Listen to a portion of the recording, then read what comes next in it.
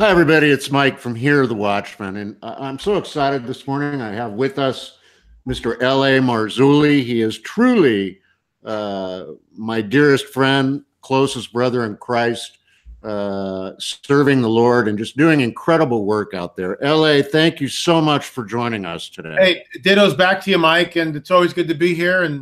And what you and Jeannie do for Here, the Watchmen, and the way that your conference, I'm proud to be part of it, and the way it impacts, thousands of people's lives is just, it's incredible. It's absolutely incredible. And I thank you that when the Lord called you, you stepped up and made it happen. Very cool. Well, LA, you were one of the first, and you've been to every Hear the Watchman conference, and we're grateful and blessed to have you with us. Now, folks, I want to let you know, LA will be one of the speakers at the Hear the Watchman conference, March 22nd through the 25th, Dallas, Texas, at the Hilton DFW Executive Lakes Conference Center and Hotel. You don't want to miss this conference. This is the one. This is the conference that we have been waiting to produce for some time now. You have Mr. Henry Groover there, of course, L.A., Messianic Rabbi Zev Porat, Pastor Paul Begley, Dr. Michael Lake, Derek Gilbert, Carl Gallups, Josh Tolley, Michael Boldea. Bill Salas has joined us, and he's a wonderful person to have on board. Russ Dizdar will be there, Mary Colbert and Don Colbert, Dave Dobbenmeyer, Pastor Casper, Josh Peck, Ray Gano, Brandon Gallups, and John Moore. And what we're trying to do at this conference is we want to activate. We want to activate your faith. We want to get you out there and get you in the streets, serving Jesus back in your home. So you can also live stream the conference, and I want to let you know, use the promotional code Marzulli20. That's Marzulli20, and that will get you $20 off your general admission and 20% off your live streaming. So you can, if you can't make it in person, go ahead and live stream it. Just don't miss this conference. I don't care what you have to do, get there. So LA, I wanted to talk to you today kind of about a host of things. You recently hosted a press conference in LA. Can you talk to us about that and what you disclosed? Basically, we have a team of people which I put together over the last 3 or 4 years. Our archaeologist is Mondo Gonzalez, anthropologist Rick Woodward, Dr. Malcolm Alday is a medical doctor, and Dr. Malcolm Warren is a chiropractor. Combined with that is Chase Klotsky, who's our forensic field investigator.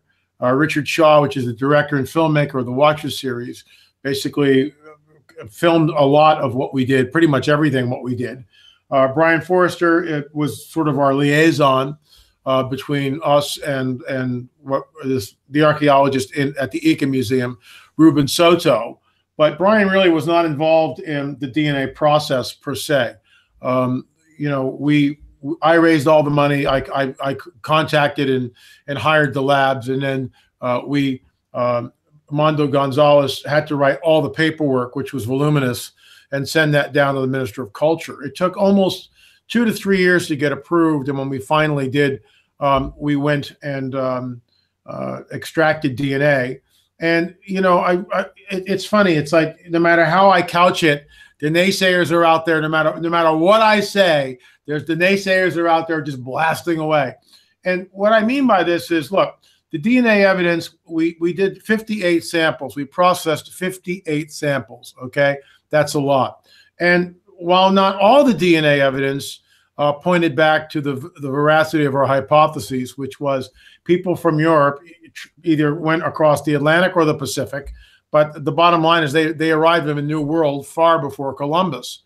And the Paracas skulls are incredibly enigmatic because there's morphological differences in these artifacts that separate them from human. And I realize that's a tall claim, but that's why we got Rick Woodward's work, who's an anthropologist who's looked and studied these skulls, and then that's backed up by Dr. Michael Alday, a medical doctor who weighed in, and then Malcolm Warren, Dr. Malcolm Warren, a chiropractor. And I've talked about this numerous times, but I'll show you again. This is the Foramen Magnum right here. This area right here is the foramen magnum. On a normal human skull, it should be in the center of the skull, roughly.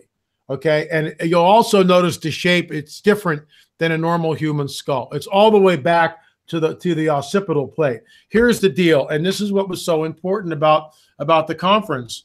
Dr. Rick Woodward, our anthropologist, Dr. Michael Alday, and Dr. Warren all combined forces basically to state that there's no way this is cradle headboard. This is not cranial deformation where you bind the child's head, because the foramen magnum's at the base of the neck, and there's no way to move that. If you try to move the rear plate back or whatever, you'll kill the kid. And all three of them went on the record. Then there's the lack of these two holes at the bottom of the skull on the other side of the foramen magnum called the Foramen Ovales. In many of the Paracca skulls, the Foramen Ovales was absent. So we found that, again, that's a genetic aberration. The Foramen Condyles, which are right here, here are the Foramen Condyles, right in this area, right here. Let me see if I can get that up to the camera. Right there and right there. So these are the Foramen Condyles. They are a completely different shape, again, than a normal human being. And so, we're not, at the conference, no one said Nephilim. No one said alien. We just said that what we're looking at, in our opinion, are genetic aberrations, and further testing needs to be done. And further testing needs to be done, which is why there's no peer review paper, because we're not ready to present that. But we felt that we needed to present what we had, the DNA evidence, which showed many of the samples showing a European or a Middle Eastern origin or a haplogroup, which frankly, and again, this is a tall statement to make, but it rewrites history, because that's not supposed to be there, and yet it's there. So while these are, so some people, it's sensationalistic. I don't think we were sensationalistic at all. When I make a statement like this rewrites history, well, it might rewrite history. I mean, right now, that the data that we have rewrites history. It shows that people traveled from the Middle East. That rewrites history thousands of years before Columbus ever made it over. So it's, more testing needs to be done. We stated that right up front. I've never stated that these are of a Nephilim. They could be. I've stated that, and I'll say it again here. What we might be looking at are the remnants of one of the tribes, particularly the Anakim. And last but not least, Marcia Moore, who's a forensic artist, presented at the conference, and she's looked at these skulls and the placement of the Foramen Magnum, and based on that, she posited that they may have had a much longer neck than a normal human being. Now, I've never, that we've seen some mummies, but we don't know whether the necks were much longer. Interestingly enough, one of these tribes in the Levant 3,500 years ago was called the Anakim, which translates long necks. It's a very interesting, tie-in. Are we saying these are the Anakim? I don't know. I mean, not yet. I can't say that yet. Until we get nuclear DNA, we only have one half of the equation. We only have the mitochondrial DNA, which shows again, Middle Eastern, European, for many, not all, but many of the skulls. People will instantly cry contamination. And my rebuttal to that is, well, how many samples do we need to test before we can start to rule out contamination and say that, wow, we need to do a much deeper and further study of these artifacts and try to nail it down, try to get nuclear DNA, so we can figure out the other half of the DNA equation. So, I mean, look, I'm being as fair as possible. And then you get the naysayers who go, all this information should be free, which, then move to Venezuela and see how free works out for you. Because it doesn't work out that way. It costs money to bring in people for the press conference, to fly them in, to put them up in a hotel. And, we had a very gracious donor, a couple, that contributed a lot of money to enable us to do what we did. And, and just like funding in academia, I mean, where do you think that money comes from? Where do you think these people, in academia, in the scientific community, they're given grants, they write reports, they're given grants, and off they go. Well, it's the same thing that we did. And when Mondo Gonzalez goes down and takes DNA samples, he can't do that for free. And so we paid him. Same thing with Chase Klotsky. When Chase Klotsky is down there with all her forensic equipment to make sure we have a sterile environment to take the DNA samples. That costs money. We used over, I think I had 50 full body suits, lab suits with hairnets, masks, full body suits, boots, double gloves, double sleeves, double gloves. And so Mondo and I, every single skull that we tested, after we tested that skull, we went out of the room, took off the old clothes, the lab suits, blew ourselves off with air, and then resuited up with a brand new suit and walked in. So, I mean, we went overboard to try to keep contamination at an absolute minimal. Plus, we had our DNA tested too. And that was on file with the lab. And only out of the 58 samples, only one was thrown out because they realized that some of my DNA apparently somehow got into it. So only one out of the 58. But the other ones were fine. So look, and I realize this, but this is, if you know, people want to attack the fact that a few years ago we had this little creature in a bottle. We called it the fairy, and that's what they go back to. Well, you know, the research, we never get kudos. Fair-minded people will go, wow, they spent their own money, which we did, to bring this creature out of Mexico, get it into a veterinarian's office, which we did, by the way, and 2 veterinarians are there, plus the lab techs, and it fooled them. It fooled everybody for the first hour and a half. And we had done the x-rays, and Richard's over there, Richard Shaw's over there, looking at one of the legs under a microscope, and, oh, Ellie, you got to look at this, it's got hair on it. And I'm looking down at the body of this thing, and it's on a plastic lab tray. And I kind of go, what the heck is that? And I reach down with a pair of forceps and pick up this thing which looks like wood with a blob of epoxy on the end of it. And I hold it up to the vet's face, and I go, what the heck is this? And he goes, well, that looks like wood, and that looks like epoxy. So we go rushing back to the x-rays, and we start looking at the x-rays and blowing sections up, and sure enough, we can see that this part of the arm from let's say the elbow to the shoulder was manipulated, was wood with epoxy. And once we got that, we were off to the races. Once we found that out, I'm still in the veterinarian's office. I called Skywatch TV and I called Prophecy Watchers and told them, hold everything. It's a hoax. It's a hoax. We called Jaime Masson and from the veterinarian's office, and Jaime couldn't believe it because Jaime had spent a lot of money on this thing, getting it tested. It fooled everybody down in Mexico. So it fooled a whole bunch of people. So the reason why I bring this up is, okay, it fooled us, but do we get any credit at all for proving that it was a hoax, for going the extra mile and proving it was a hoax? And I want to read something to you here because I think you'll find this interesting. And this is what this is what I actually wrote in this book, Nephilim Hybrids, and you can see the creature right on front of this thing. So I mean, I this is what I wrote, and let me see if I can find it here real quick. And it's on the record.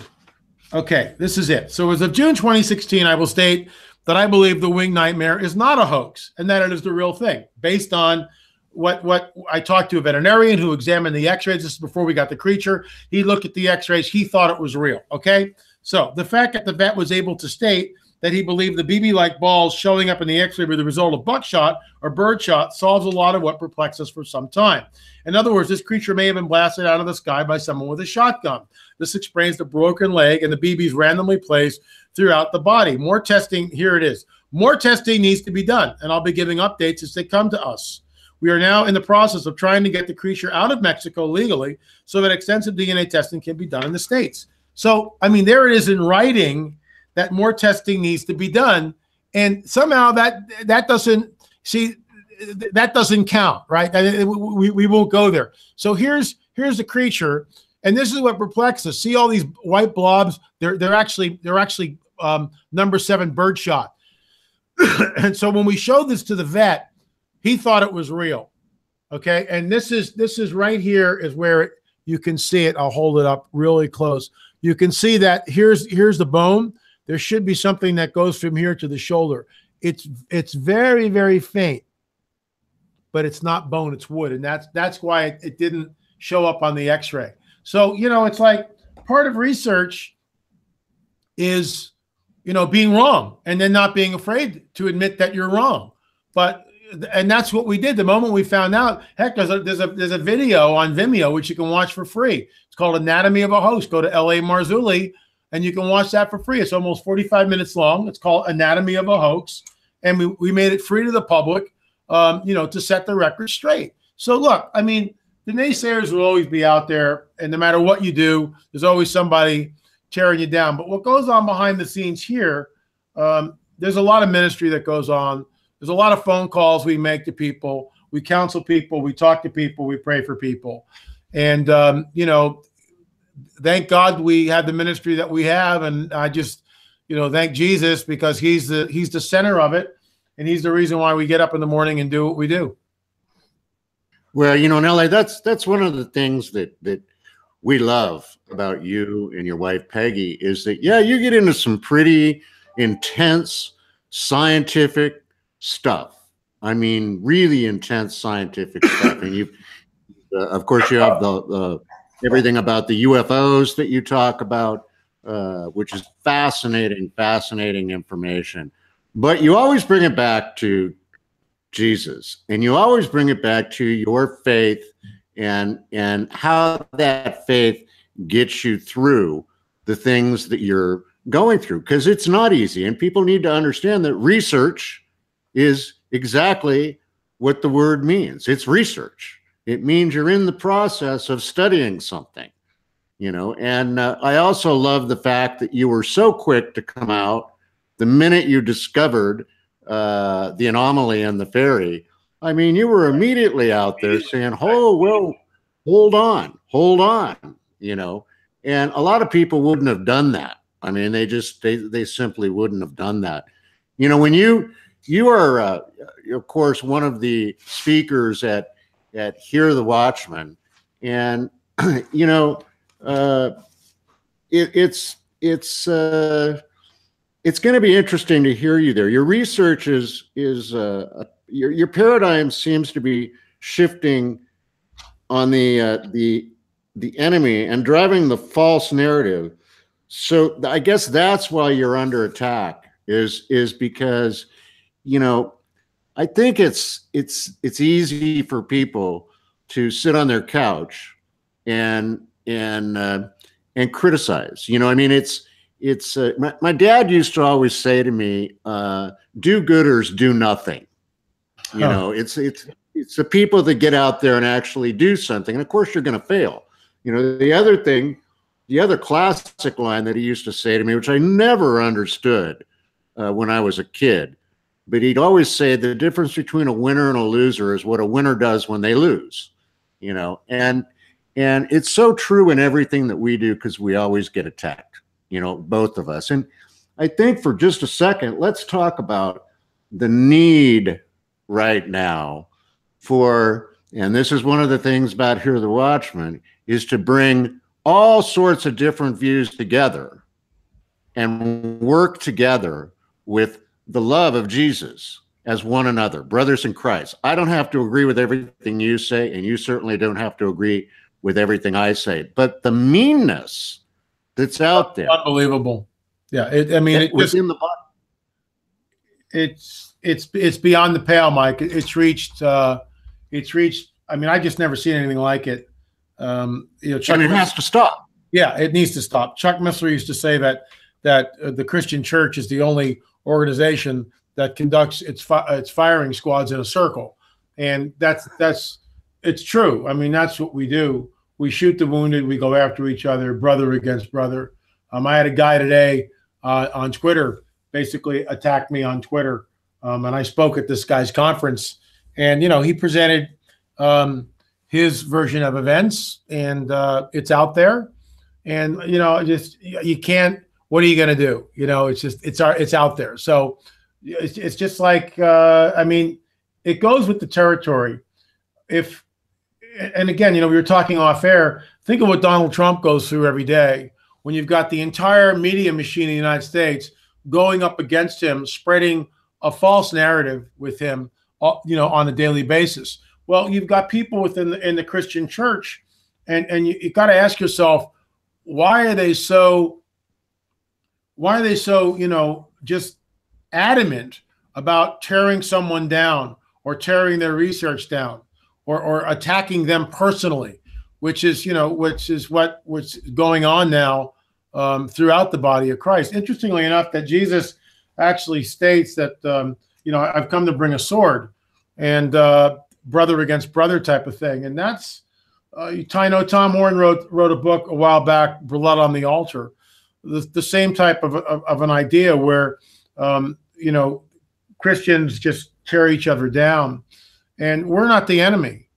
We're not, those of us who are believers, there's a world that's full of people that don't know the good news, that don't understand where we are, what this really is, and looking at, well, I'll retire and do this, and then I'll die and leave it all to my kids. I mean, is that really all this is about? Or are we in a place that's like a training ground, and where the whole idea is to go back to the one who created us, to have a personal relationship with the one who created us, Jesus, and then through his word, begin to know him and walk with him on a daily basis. And of course, we do it. We get up, we fall, we get up and dust ourselves off and keep going. Sometimes we get off on a tangent and we got to get hauled back onto the straight and narrow, as it were. But, the bottom line is, as Christians, we're told that they'll know you are my disciples by the love that you have for one another. And I think that often in the church, we've forgotten that. And let's be serious. This lifetime is boot camp. That's what it really is. I mean, I agree. It's exactly what it is. Boot camp. And I don't think people realize that. I think, and I just know that, I've made mistakes before. I mean, I've lots of mistakes. I mean, but I think you just need to repent, and you're right. You need to go with the spirit of love and what Jesus would do, and and just continue on. Now, when you come to Dallas and speak this time around, you're going to do something a little different than you've done, and something different than any of the other speakers have done. And that is, instead of focusing on just one topic, you're going to focus on several different things. Talk to us about that. Well, I mean, we've got Fatima 2 coming out. That's our film, which will be released probably the end of April. So I won't have it at Here the Watchmen, but I will be talking about Fatima 2, Strange Phenomenon, because what we discovered and what's in that film, I think, is groundbreaking. And I'm just, and again, I mean, people, it's more hype. It's not hype. It's groundbreaking. What we discovered is groundbreaking. I'll just give you a teaser. We discovered a fourth witness. That her testimony, she saw something that appeared to her over the tree, the same tree that the three shepherds, Lucia, Francisco, and Jacinta, saw. And it's in the 1917-23 documents. It's in there, handwritten documents from 1917. The statement is there. And Fina di Armata discovered that, and she hunted this lady down decades later and spoke to her and got her testimony. And we talk about that in the film. There's something called angel hair, which fell over the crowd, these like white fibers, which fell over the crowd. And then if you held out your hand and the thing landed in your hand, it would evaporate. So what the heck was that? People experience what can only be described as burns on their skin as this object flew over the heads of the crowd, probably less than 100 feet. Some people, their clothes dried instantaneously. They've been standing in the rain. Everyone was wet. The ground was wet. Well, the ground became dry. The clothes became dry, and people had burn marks on them. Well, this is analogous to what happens when a UFO flies over. Just look at Close Encounters of the Third Kind, the movie. Burn marks on the face. I mean, all sorts of things happen. The electrical system in cars completely shorted out. The windshields cracked. The hoods of the automobiles flew open. Gasoline spontaneously combusted. I mean, we are looking at phenomenon that happened at Fatima, which no one's discussed except for Joaquim Fernandez and Fina di Armata. And that serves as the basis for the research, really, of the film. When we traveled to Fatima, Fina had passed away several years ago from cancer, but Joaquim was there. In fact, I dedicated Fatima 2 to him. The coup de grace, as it were, for the entire film is and we're actually publishing a book on Fatima 2, on the photographs. I've always maintained that because of the flyby, the phenomena lasted about 10 to 14 minutes when the so-called miracle of the sun happened. And I always maintain that photographer, somebody must have gotten a shot. We don't know how many photographers were in the field that day, at least 2 from our research, but one of them, Senor Ben Oliel, was a Jewish man out in the field with a glass, a box camera, 1917, a box camera. He took about 12 photos. So he's putting the glass plates in, aiming it, and taking pictures. In one of the photos, which is called D107, this is in the film, it's the basis of the book, there is an object above the crowd. There is a round disc-like object above the crowd.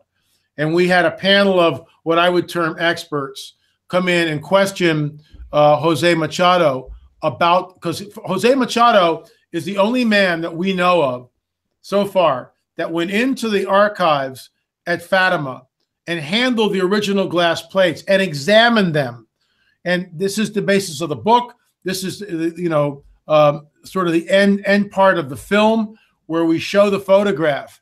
And there's clearly an object above the crowd, a disc-like object above the crowd. And there seems to be like a trail of smoke which billows down here where the crowd is, comes up, then makes a right angle and stops where the disc is. So all that is intrinsic in the glass plate. And all this, you got to see it. Is it a smoking gun? In my opinion, it is. Of course, the skeptics will give all sorts of reasons why it's not. But that's why we had Jose Machado come on the record. He was questioned by Richard Shaw, Michael Register, several others about the veracity of the photograph and the fact that this object is intrinsic in the glass plate.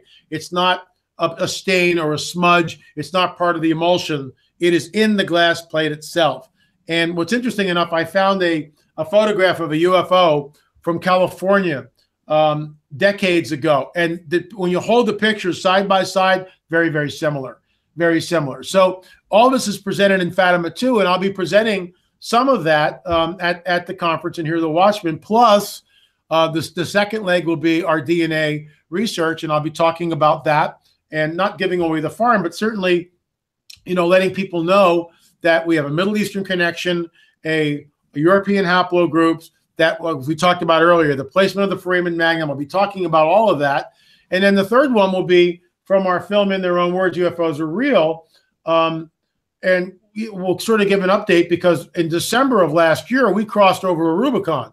The United States government admitted that there's a secret governmental agency to study UFOs. Well, what does that mean and how are they studying them?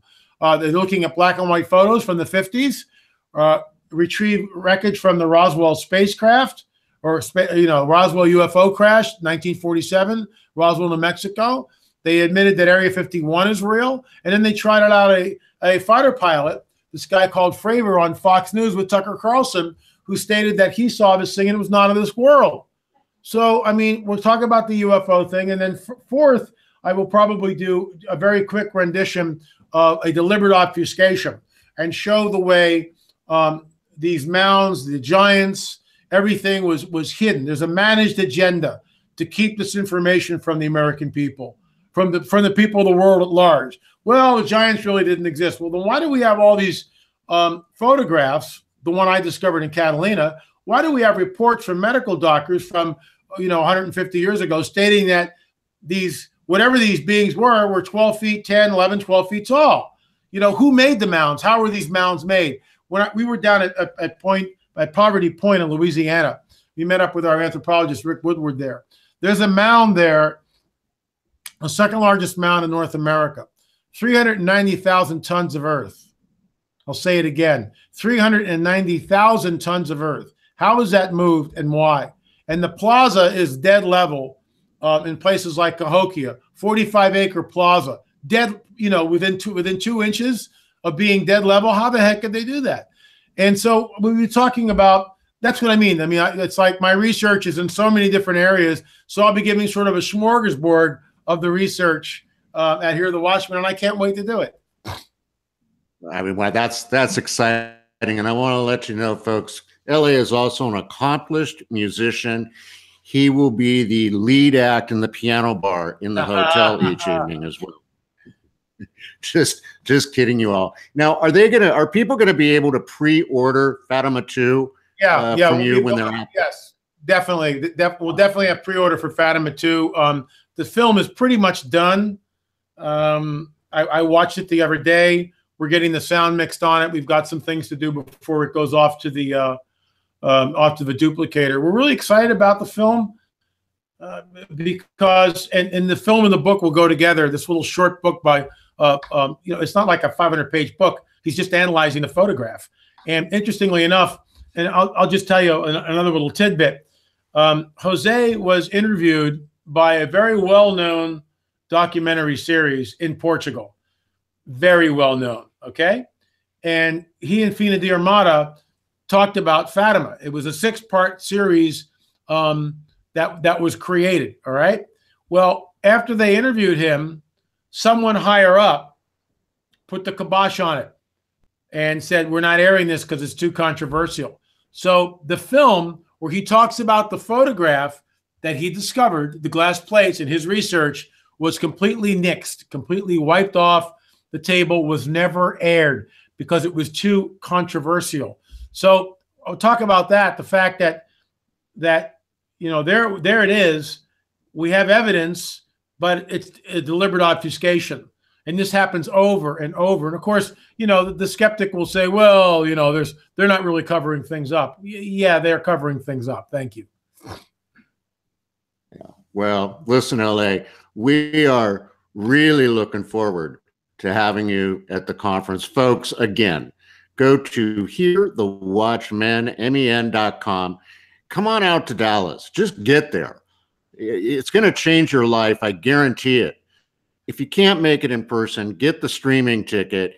You will not be disappointed. And we guarantee the stream. Any problems that we can't fix, we'll give you your money back. Right. So we want you out there. We want you to be a part of this. In LA, I want to encourage you to continue doing what you're doing. I know personally from the attacks that come upon Jeannie and I and the awful emails that we get at times, I know sometimes it's frustrating and you just want to say, forget it. Why am I doing this? I might as well go get a job at Home Depot, right? So I want you to keep going and keep doing what you do. The Lord will bless you and also your lovely wife. And we're just looking forward to having you at Hear the Watchmen. And believe me, the people that come to Hear the Watchmen are the people who want to hear people like you who aren't just talking. They're out there digging as well. Amen. So God bless you. Thank you so much. Bye. Thank you so much for your time. Folks, until next time here on the Watchman's Report, have a wonderful and blessed day. We'll see you in Dallas, Texas, either live or on the streaming. God bless.